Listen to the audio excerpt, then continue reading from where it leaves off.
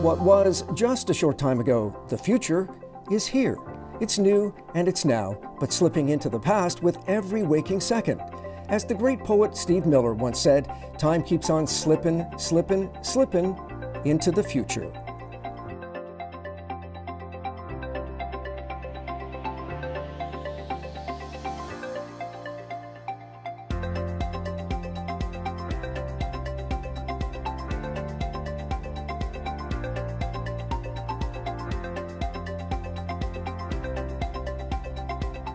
But we're getting some pretty good glimpses into what that future might look like, and a lot of it has to do with technology and our relationship with it. So I'm going to walk you through some of the biggest changes on the horizon for this year and talk about its implications for the church and for our individual faith.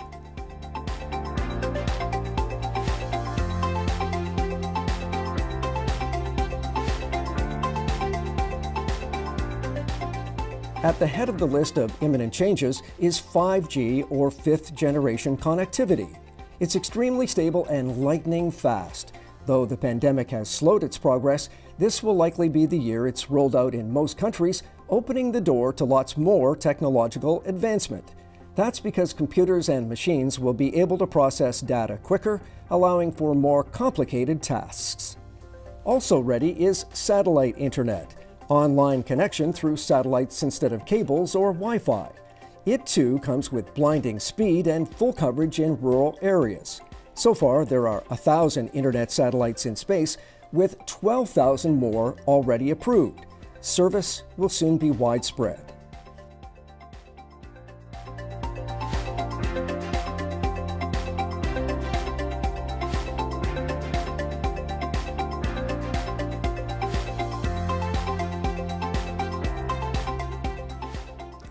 One of the reasons our church has gotten older and smaller is our failure to keep up with modern communication.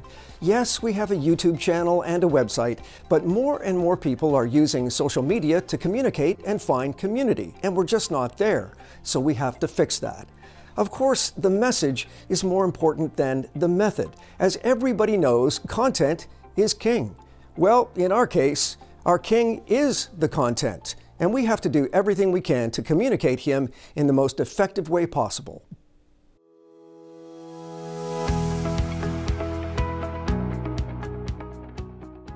Interestingly, 5G and satellite coverage are the keys that will unlock many of the other big trends this year, including robotics and automation. Though machines have been getting more common for a while now, that move is about to take off in a very big way. And yes, it's gonna cost a lot of people their jobs. Think about it. Robots don't get sick or tired, and you don't have to pay them benefits, and they're able to do so much more these days. Robots can now talk to each other, letting them do even more complicated work with efficiency and consistent quality. The difference this year will be that white-collar workers will start to be displaced, not just the people on the shop floor or in the warehouses.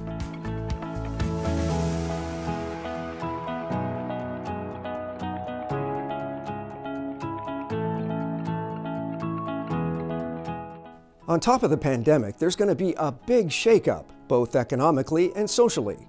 So the church has to be ready to help people with things like food and rent and that sort of thing, but also to meet their emotional needs.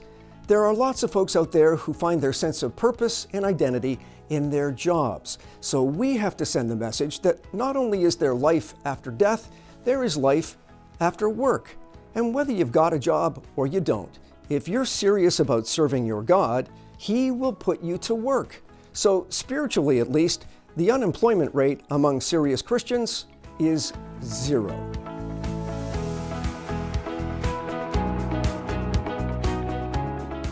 I love the passage which says God empowers us regardless of our economic situation. Though the fig tree does not bud and there are no grapes on the vines, though the olive crop fails and the fields produce no food, though there are no sheep in the pen and no cattle in the stalls, yet I will be joyful in God my Savior. The sovereign Lord is my strength. He makes me as sure-footed as a deer, able to reach the heights.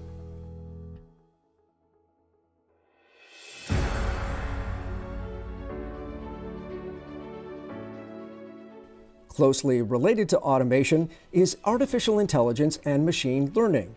Robots and devices can collect and process huge amounts of data to mimic human thinking.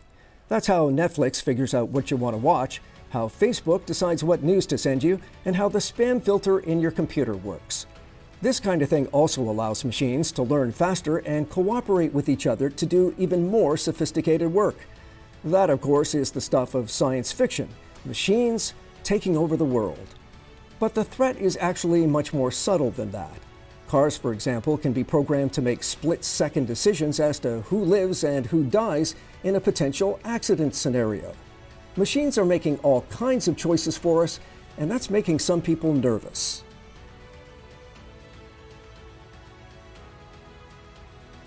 So what we're seeing here is that science and technology are a two-edged sword, both a blessing and a threat.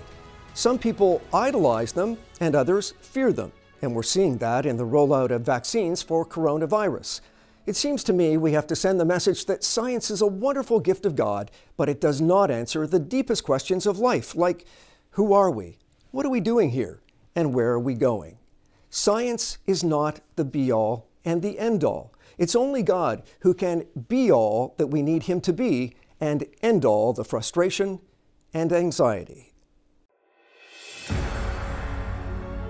A case in point is AI. It already uses complex mathematical equations, known as algorithms, to hire people for companies or do facial recognition to identify criminals on the loose. But you can see how easily faulty algorithms can seriously affect people's lives. And since facial recognition can track us everywhere we go, it sets up huge concerns over privacy and the ability of governments and corporations to collect information on us, for their good, not ours.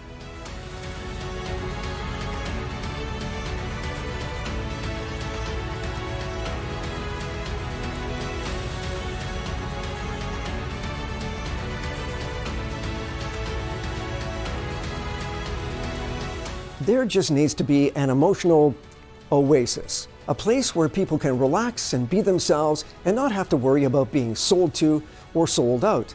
A place where they're not a number or a product or part of somebody's agenda. In other words, a place where they matter.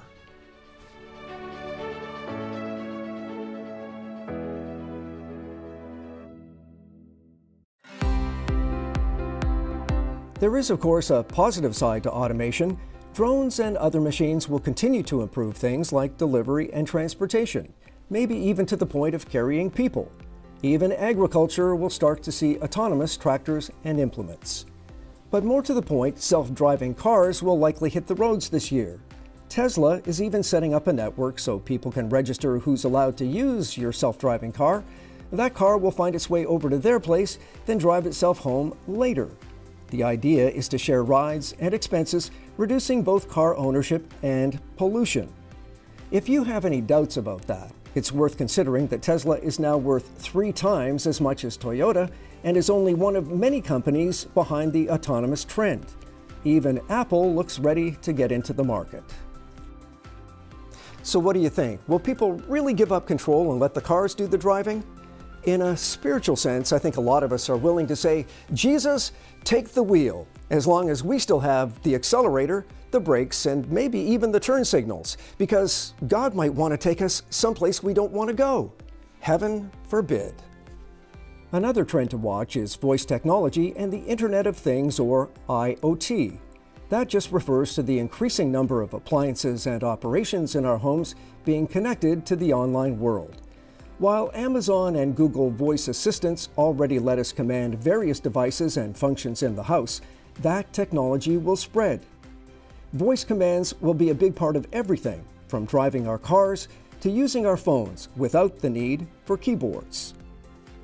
It reminds me of when RCA Victor, one of the biggest music companies of its day, had a logo that featured a dog named Nipper standing beside an early record player. The caption on the logo read, "His master's voice." Now, kids today might not recognize that, but they do know HMV, the music chain which gets its name from His Master's Voice. In the days ahead, the church And all of us as individuals must use everything we say and do to encourage those around us to listen to the voice that matters most, our Master's voice. And speaking of connectivity, smart appliances will become more common, like fridges that keep track of what groceries you need, and energy systems that work more efficiently to cut down on waste and pollution. Even your body may soon be connected to the internet through an implanted chip, collecting information that tells diabetics when to inject insulin or warning you that the flu or a cold is on the way. The irony is that the more we become technologically connected, the less connected we seem to be to the people in our lives, even at home. So the church needs to be a place where people can come together, live together, and love together, especially now that more people are going to be working from home and there are fewer opportunities for that social interaction. We in the church need to be connected vertically to God and horizontally to one another. It's a wonderful metaphor for the church. Another clear trend is that healthcare will be at the forefront of the technological trend this year, whether it's robots doing operations or gene editing, which lets scientists remove from DNA any potential threats like cancer. Which brings us to the next big development about to sweep this year, the proliferation of 3D printing. Three-dimensional machines can print everything from a coffee cup to an entire house, and work is even underway on body parts and entire organs. Just think of how that will transform medicine as we know it. At the same time, technology will also expand human capabilities using devices, for example, to make us stronger. Research is also underway on expanding human thinking to give us more brain power and more focus. I know a lot of Christians are worried about humans playing God with this sort of thing, but in my view, we're already doing that every time you take an antibiotic or have surgery or use a painkiller. The real issue is that we need clear and consistent international standards so that we can benefit from all this science and technology to prevent disease without it going too far. Regardless, you know what science can't do? It can't build a human heart, at least from an emotional and spiritual point of view. Only the transforming power of God can do that, and we need to have a 3D strategy to help. We need desire to want that to happen. We need devotion to let that happen, and we need determination to help that happen, with patience and persistence.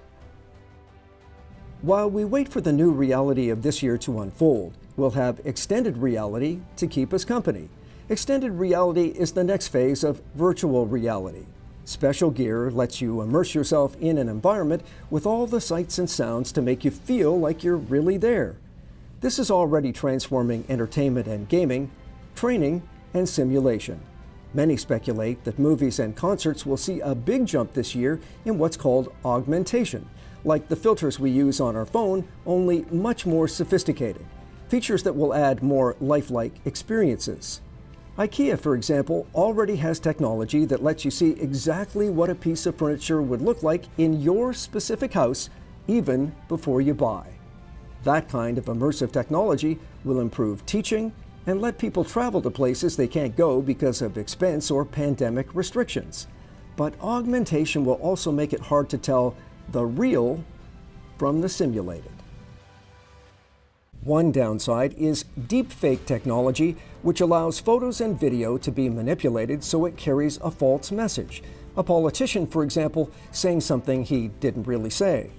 Experts warn it will get harder and harder to know what's genuine and what's deliberately distorted, which means public trust could be seriously affected.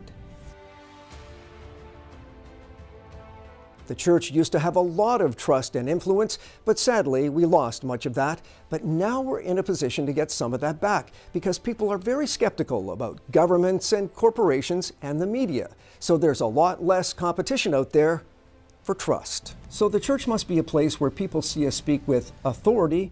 In other words, we know what we're talking about. Authenticity, we practice what we preach. And integrity, we're concerned with truth and love. Jesus can see us through But He can also see through us, and so can other people. They can spot a fake a mile away. So the church needs to be sacrificial, not artificial. Focused, not fake. The overall theme here is that disruption is a catalyst for change. Both technology and the pandemic are forcing society to innovate and do things differently. The church has got to be part of that, or we're going to get left behind. But most important, people still crave purpose and meaning.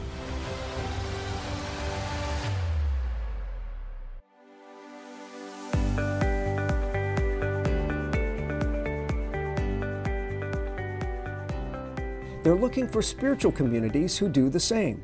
Churches who don't know why they exist, or who wait for people to come to them, will die fast in this new environment. We have to communicate clearly and consistently who we are, what we believe, and how everything we do supplements our three main purposes, which are to reach up and glorify God, reach in to build up one another, and reach out with the life-changing message of Jesus. To do those things, we need to let the cat out of the bag and focus in a meaningful way on connection and communication, authority and authenticity, along with truth and trust. That may not give us 9 lives, but hey, the church only needs 2. The one we have here and now, and the one we'll have in the hereafter. So we can go into 2021 with boldness and confidence, knowing nothing can ever take us out of God's hand. Don't be oblivious to the future. Embrace it. Make the most of every opportunity, because the future is like humility. The minute you think you've got it, you've lost it.